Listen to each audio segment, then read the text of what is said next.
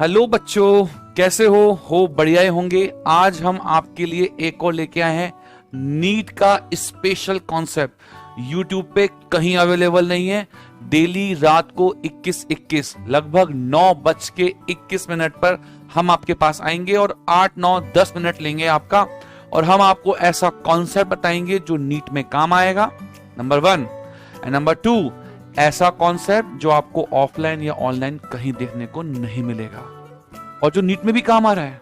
चलिए देखते हैं। आज मैं आपके लिए कॉन्सेप्ट लेके आया हूं इलेक्ट्रोस्टेट से। ठीक है, बहुत सिंपल सा है, थ्योरेटिकल है, समझिएगा। मान लो कोई एक पार्टिकल है जिस पर चार्ज Q1 है, दूसरा पार्टिकल है उस पर चार्ज Q2 है। These are point charges. क्या है ये? पॉइंट चार्जेस हैं। अब आप सबको मालूम है कि Q1, Q2 यदि दोनों चार्ज पॉजिटिव हैं तो इनके बीच में जो फोर्स लगेगा वो होगा F, रिपल्सिव। ठीक है, दोनों एक दूसरे को प्रतिकर्षित करेंगे। ठीक है, दोनों का अमाउंट सेम होगा, डायरेक्शन अपोजिट होगी। लेकिन जब ये क्वेश्चन आता है बच्चा लोग, यदि हम बीच में कुछ मीडियम भर दें, क्या भर दें? मीडियम डाल दें, माध्यम, राइट, जिसका परावैद्युतांक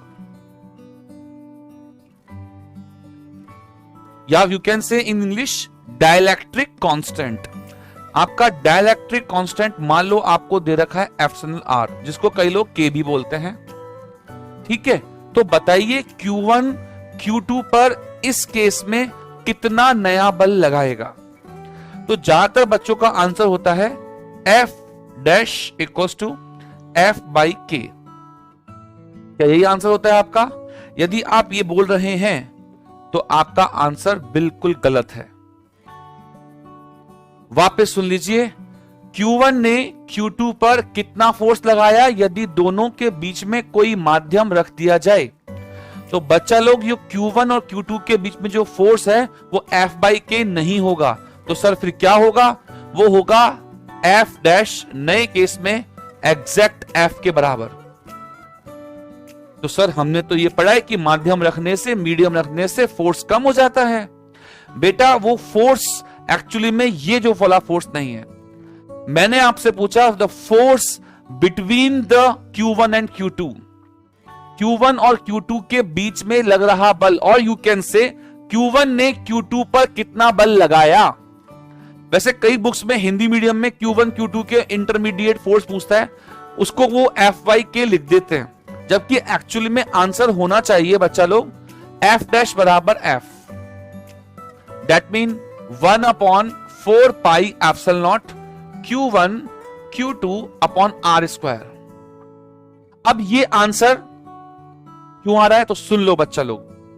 Q1 और Q2 के बीच में लग रहा फोर्स, या ऐसे बोल दो Q1 ने जो Q2 पर फोर्स लगाया है वो अन्य कोई चार्ज पर, अन्य किसी चार्ज पर, एनी अदर चार्ज पर डिपेंड नहीं करता है। मैं आपको एग्जांपल लेके समझाता हूं। अभी क्या धीरे धीरे समझ में आएगा, तो मैं पूरा एक्सप्लेनेशन तैयार करके लाया हूं। Q1 Q2 जैसा कि हम ऑफलाइन क्लासेस में बताते हैं। मुझे बताओ, यहां पर मैंने एक चार्ज और रख दिया Q3। आपको मैंने बोला बताओ Q1 ने Q2 पर कितना फोर्स लगाया, तो आप क्या बोलोगे? Q1 ने Q2 पर जो फोर्स लगाया वो ये रहा, 1/4 pi epsilon not Q1 Q2 by R square, दोनों की जो इनके बीच में डिस्टेंस है R मान लो। ठीक है, अब मुझे आप ये बताइए, यदि मैं Q3 का फोर्स निकालूंगा Q2 पर, वो आप निकाल लोगे।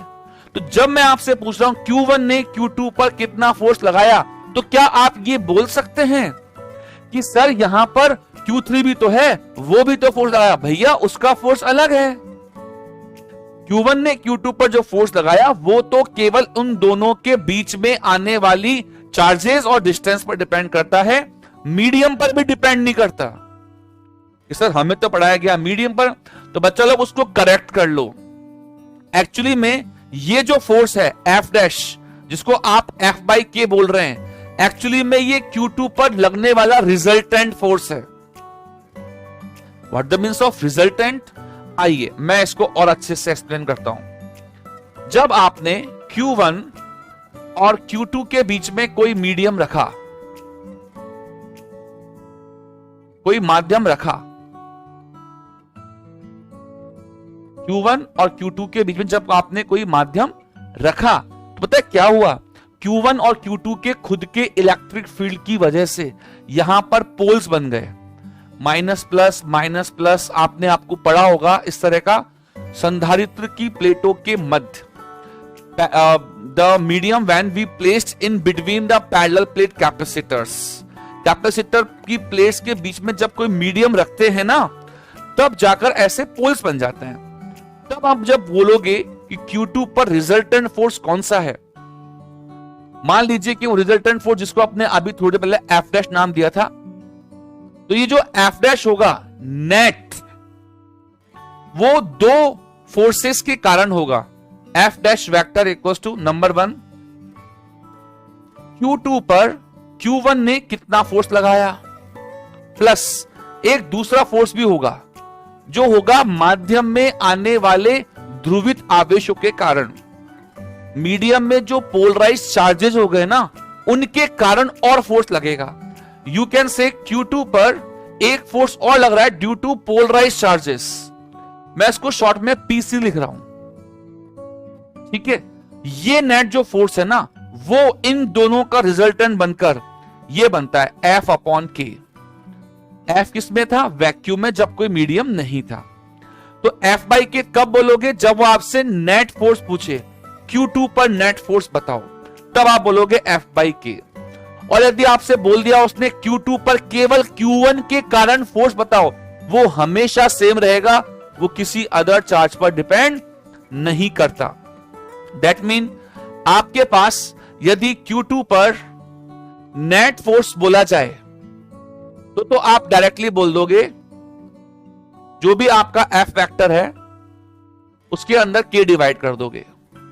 और यदि आपको बोला जाए कि F वेक्टर बताओ Q2 पर Q1 के कारण, तो वो आएगा 1/4 pi epsilon not Q2 Q1 upon R², जिसको आप अभी थोड़ी देर पहले F बोल रहे थे, ठीक है। दोनों में डिफरेंस समझ लो।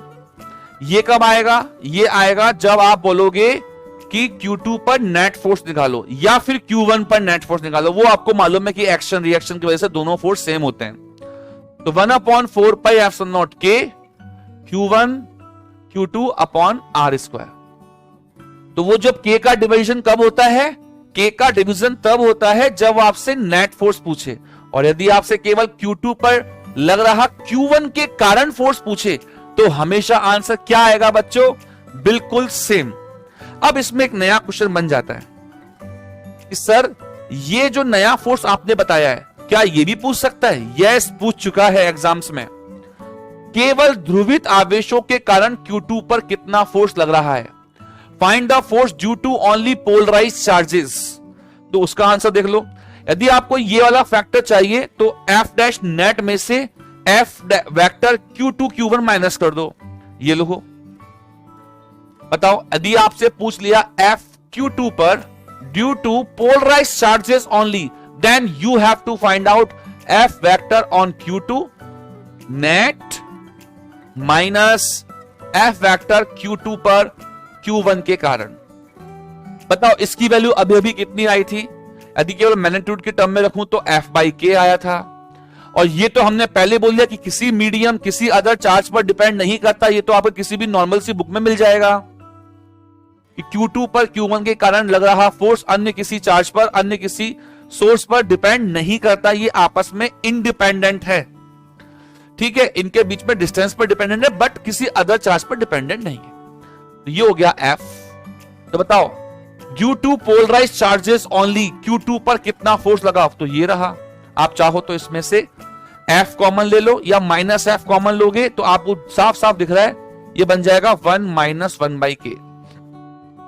माइनस रिप्रेजेंट कर रहा है अपोजिट डायरेक्शन को, और ये अमाउंट आ जाएगा पॉजिटिव के अंदर। ये आ गया आपका वेक्टर में माइनस अपोजिट डायरेक्शन दिखा रहा है। तो 1 - 1/K का फैक्टर F के साथ, ये ड्यू टू पोलराइज्ड चार्जेस होता है। तो बच्चा लोग ध्यान लो, मैं रिवीजन कर देता हूं। नंबर 1, इसमें सारा कुछ एक्सप्लेन भी हो रहा है। यदि Q2 पर Q1 के कारण केवल फोर्स पूछा जाए तो वो रहेगा हमेशा सेम। Q2 पर Q1 के कारण हमेशा फोर्स सेम रहेगा। बट यदि आपसे नेट फोर्स पूछा जाए कि Q2 पर नेट फोर्स बताओ, जरूरी नहीं कि हर बार वो वर्ड बोले कि Q1 प्लस पोलराइज चार्जेस दोनों के कारण रिजल्टेंट बताओ, वो केवल रिजल्टेंट बोल सकता है, केवल ये बोलता है Q2 पर फोर्स बताओ। अब जब Q2 पर फोर्स पूछा गया तो सिस्टम के जितने भी सोर्सेज हैं उन सबका फोर्स निकालेंगे। तो वर्ड सुन लो, Q2 पर फोर्स निकालो या Q2 पर रिजल्टेंट फोर्स निकालो, तो आपको F/K बोलना है। और यदि ये बोल दे Q2 पर Q1 के कारण नया फोर्स बताओ, तो वो तो सेम ही रहेगा। ठीक है, तो ध्यान रखना 3 क्वेश्चन बनते हैं यहां से। नंबर 1, Q2 पर नेट फोर्स F/K, Q2 पर Q1 के कारण सेम, चाहे कितना ही अच्छा मीडियम रख दो, पानी में रख दो, किसी भी मीडियम में रख दो। फिर और तीसरा क्वेश्चन क्या बनता है?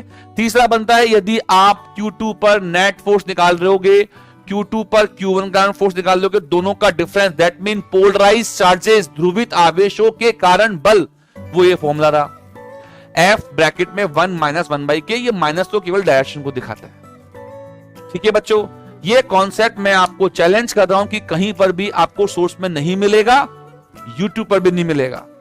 मैं आपको दे रहा हूं ऑनलाइन के अंदर। यदि आप पॉसिबल नहीं है, मेरे पास नहीं आ सकते, तो आप ऑनलाइन पढ़िए। और यदि आप चाहते हैं कि ऐसे क्वेश्चंस बहुत सारे मिले आपको ऑफलाइन लेक्चर में, तो आपको आना होगा CLC के अंदर। राइट, हमारी बहुत बड़ी टीम है, सब लोग बहुत अच्छा पढ़ा रहे हैं और अच्छा रिजल्ट देने वाले हैं। ठीक है, चलो मिलते हैं अगले वीडियो में। बाय बाय, टेक केयर, ध्यान रखो अपना।